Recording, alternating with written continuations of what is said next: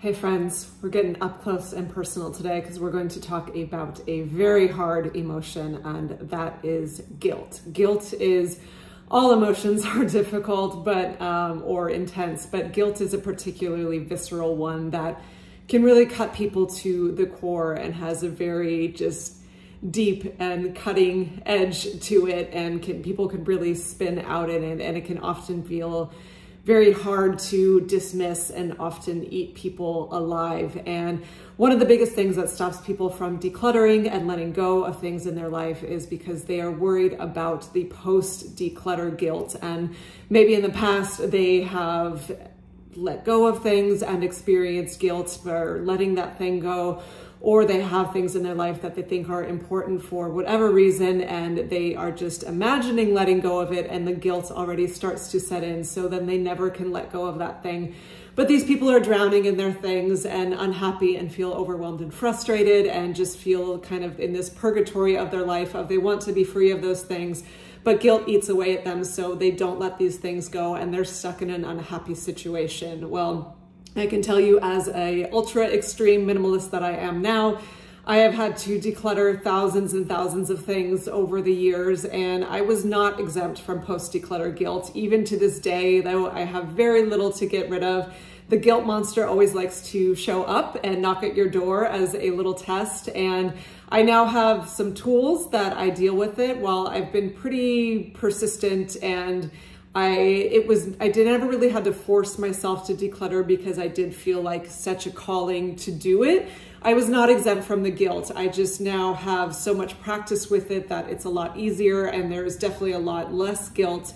But I do have some tools that have sort of helped me process through that. So now it's not something I really ever spin out with. So what are these 3 tools? I'm going to share them with you today in hopes that you can continue on your declutter journey and either face less guilt or be able to handle the guilt better when it shows up, and have more courage to let go of those things that you've been wanting to but have been possibly scared to let go of. So what are these 3 tools? They are, number 1, rationalize it. Number 2, sit with it. And number 3, leverage it. What do those mean? Let's unpack those. Starting with number 1, rationalize it. A lot of times when you are fearing, oftentimes everyone's heard that expression, the fear is always worse than what it actually ends up being. And I think that's almost always true in any avenue in life. So if you're sitting with something and you're really terrified to let it go, you can get with a journal or just list it out or talk it out with a friend and just start rationalizing it into more of a logic center, because we all know fear is not rooted in logic. It's in your fight or flight sense, and it's all in emotions. But when you pull it into the black and white sort of rational aspects, and that can be helpful, again, talking to a friend or making a list, it can sort of pull you out of that irrational emotional space and help you make a more grounded decision. Some questions you could ask yourself to do that are, what is the worst that would happen if I let this thing go and then decide that I want it? What am I really losing out on if I do not have this thing in my life anymore?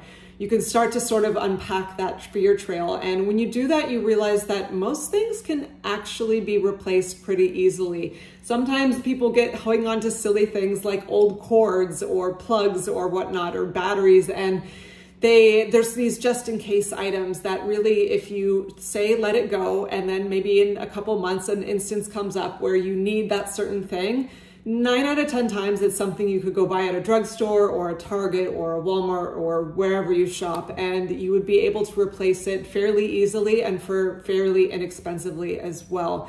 This isn't always the case, but that's often the case. And with clothing and more specialty items like a decoration, say, you won't be able to find, and you know that, no, this is absolutely not replaceable because it's this certain style of sweater I bought 5 years ago and it's not on trend anymore or whatever.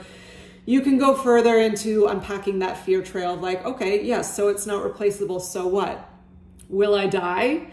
Will I lose my house or my job over this? Will I lose a loved one because I don't have this item? Probably not. Will my health decline because I don't have this item?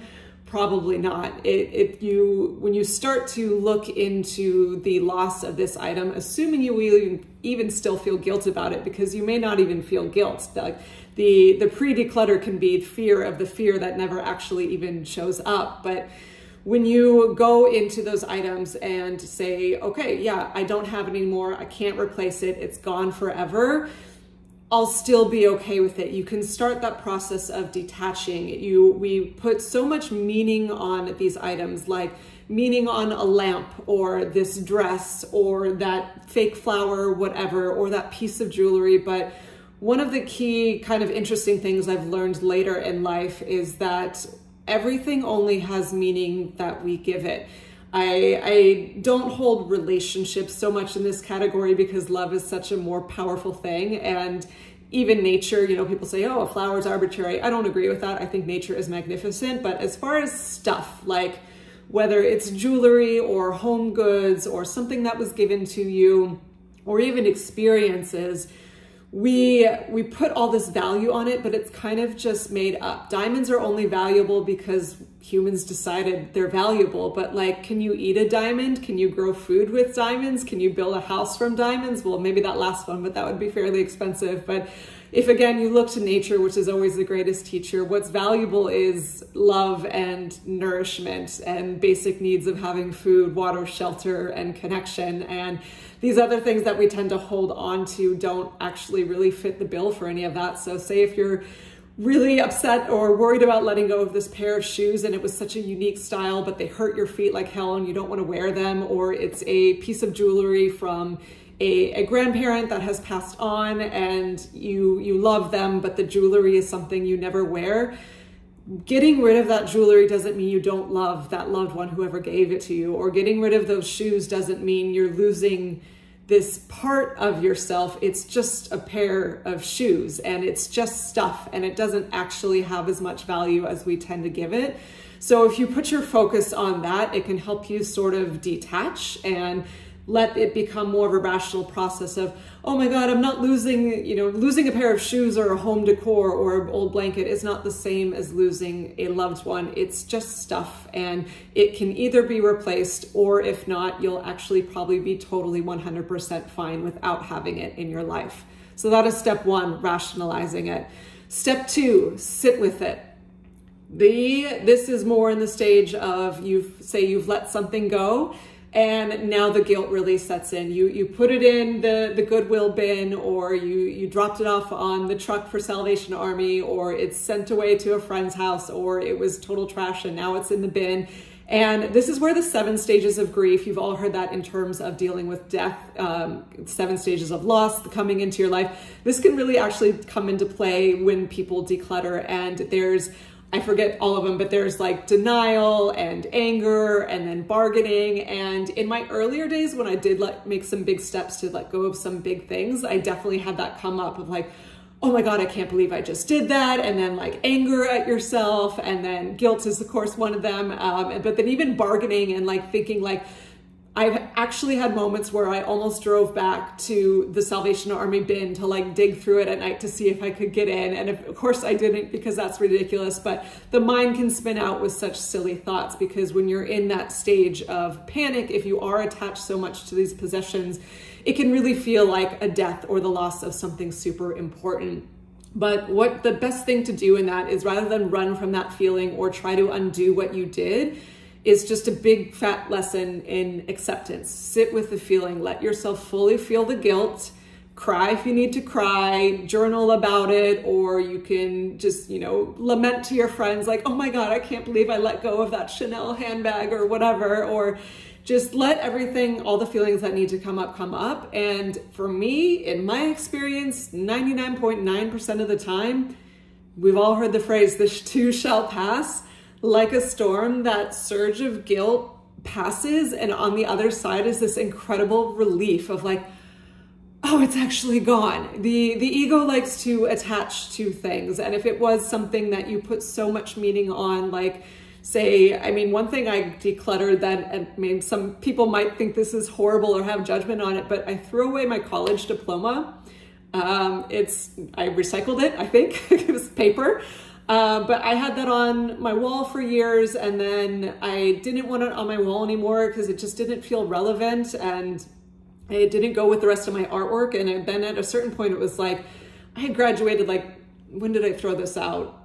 maybe it was 2020, I'm not sure at that point. So it had been like 14, 15 years since I graduated, and it felt almost like school artwork pasted on a fridge. And like, it's a college diploma. Yes, I'm very proud of graduating, and I graduated cum laude honors and blah, blah, blah. But it was just this piece of paper that was from a very, very different time period of my life. And it was just sitting in a drawer, and I felt the need to let it go because it just didn't resonate as relevant in my life anymore. And when I let it go, it felt like an incredible relief of, I don't have to attach to this period of my life. Am I grateful that I got to have that experience of going to college? Yes. Am I grateful that it made me who I am? Yes. But did throwing away that piece of paper mean I throw away my college experience? No, it still made me who I am on the inside. I still have the memories. I just am not carrying around this piece of paper. And it's very liberating on the other side of that. I remember I had it in a drawer for, I think, 6 months wanting to throw it away, but the guilt was stopping me because I felt like I was being ungrateful to my college experience, or needed to honor that side of myself, or even the ego was needed to show off like, oh yes, I went to Santa Clara University and have a business marketing degree. But like, that's just the ego. Like I'm still, again, I'm grateful for the experience, but I don't need a piece of paper to show that I did that. And it felt like this burden to carry it around. So I let it go. And after that first initial stage of grief of like, oh shit, what did I do? Should I dig through the trash? It passed. And I was totally liberated. And this has happened so many times. I've done hundreds of mass declutters over the years. And there is always that initial feeling of, oh shit, what have I done? Like feeling like you committed murder or something. And then that panic, and then that feeling of death of like, oh my God, I'll never see that thing. I'll never have it again. And it can be so intense. But if you just sit with it, like I've recommended in other emotional clutter videos, with any emotion, whether it's sadness or anger or depression or whatnot, if you just sit and be totally present with it, it will just run its course and it will pass. And again, 9 out of 10 times on the other side of it, or 99.9% of the time for me, it's just been relief and liberation on the end of it, because you've let go of this energetic weight of something you didn't need in your life anymore. And the guilt, it just does not have to, you don't have to let it take hold of you. You can observe it, but you don't have to attach to it. So that is step number 2, feel it to heal it with any emotion, but with that guilt, let it come up, watch it, and then let it pass on like a storm, and just trust that you will be fine on the other end of it. Number 3, leverage it. This is where I think it gets interesting, and this is where minimalism and spirituality are so intertwined for me and my practice. As I've said many times, minimalism is not just about aesthetic for me. It's not just about having this perfect IKEA Nordic looking household. It is much deeper than that for me, for spiritual reasons and for environmental reasons, and just for inner emotional reasons as well.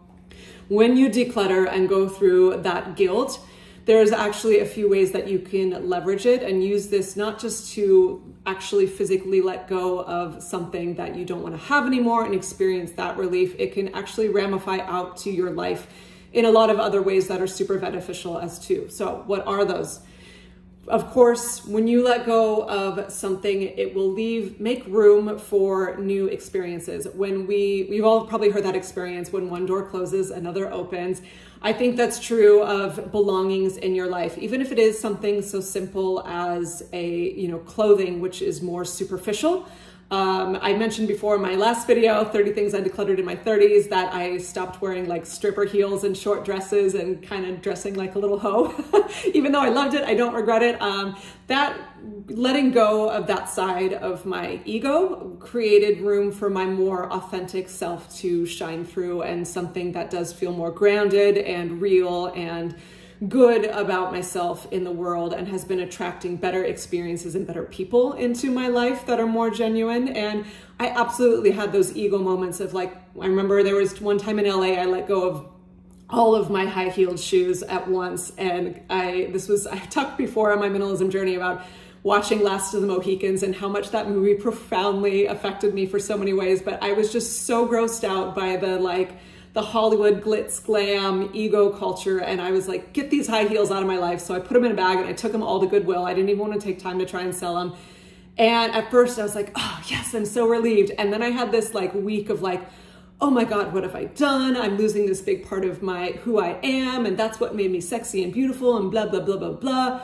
But then that passed and this more authentic version of myself started to come up. And not saying your clothes define who you are, but when you attach to something on the outside so much, you can sort of lose sight of who you are on the inside. And that's certainly what I was doing, being in the performing arts industry and living in Hollywood. I got attached to this identity on the outside of what I should look like. And it was taking away from what my heart really wanted to express in the world. So tacking on to that, the next thing that you can leverage from letting these things go is shedding old identities. Not just through our clothes, but through other things we're doing in life. When you let these things go, it makes room for new experiences and room for new versions of yourself. Someone in the comments the other day, I'm so sorry, I don't remember which handle it was. If you want to shout out in the comments, if you're here in this video, to raise your hand and say, that was me. Someone left a beautiful comment about how they were so attached to being an artist, and being an artist is a wonderful thing. No one would say it's bad to be an artist.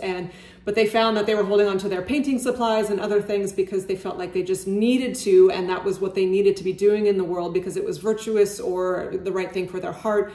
But when they really tuned in, they realized that they were just in a different place in their life and had new passions. And so when they let go of these art supplies, it was extremely liberating for them because it left room for a new identity to emerge. And I think I 100% support that and agree with that. And I've had my own experiences with that when I let go of my old synchronized swimming paraphernalia of what I spent my life doing as a competitive youth and let that go. It made room for a new version of myself to shine through that is focused on just a lot different things. I don't want to say better because that makes it sound like the past was bad. Life's a journey and you're always going to be constantly reinventing yourself, and it's wonderful to have different eras and times and experiences. But if you clutch on to certain things and certain ways of doing things, ways of dressing, ways of decorating your home, just ways of being, certain habits, it will keep you stuck. But when you're constantly, if you're letting those things go, it's going to bring in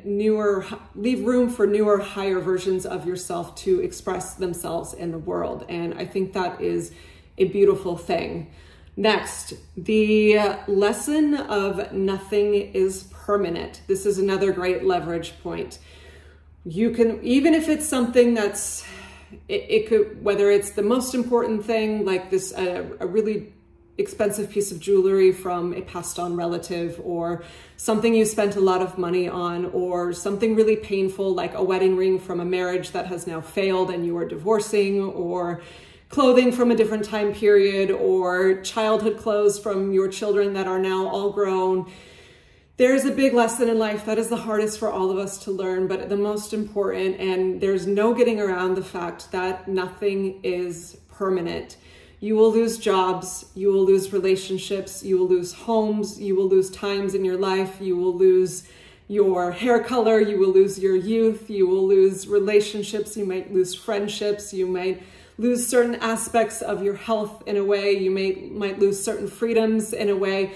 We don't know. Not to say that it's always for the worse, but life is filled with tragedy and filled with beauty. That's the whole of it. But no matter what, everything is always changing. You've all heard that expression. The only thing constant is change. And that is 100% true. And it can be really, really difficult to face change in life. Sometimes when a marriage ends and you really were not ready for that to end, or you lose your job and you really were not ready for that, or you graduate college and now you're in adulthood and you're like, what the hell? No one's telling me what to do anymore. And now I don't actually know what to do. And you're not ready for that. But change can always push you towards growth and just teach you that there's always going to be new eras in your life. And if you embrace them versus fight and try to cling to the past, you're going to invite a lot more experiences into your life. And just the simple act of decluttering something that you've been holding on to and clutching onto out of fear that you might have remorse when it's gone, just that is sort of a spiritual strength training, if you will, of the practice of letting go to make room for something new can ramify out into, okay, I used to really struggle to let go of these things around my house, and now I see these things that aren't working anymore. I let them go, and I'm ready, and it's easier, and that will prep you for, say, the next relationship transition, or the next job transition, or the next age transition in your life, or surprise political transition, depending on what country you're in. There's instability in a lot of parts in the world, and some of us take stability for granted. Things could shift like that.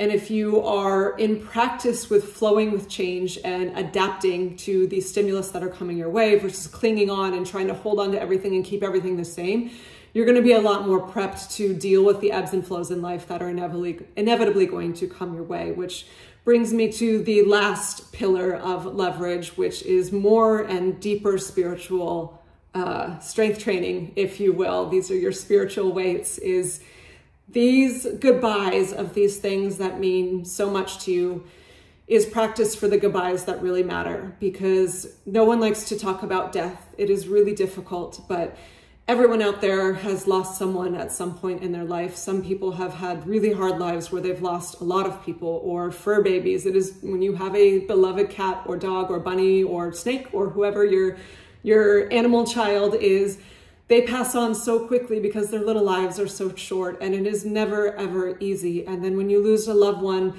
even if it's at the end of a long, beautiful life and they're in their 90s or 100s, or it can be short and sudden and unexpected and tragic, like a cancer or a car accident.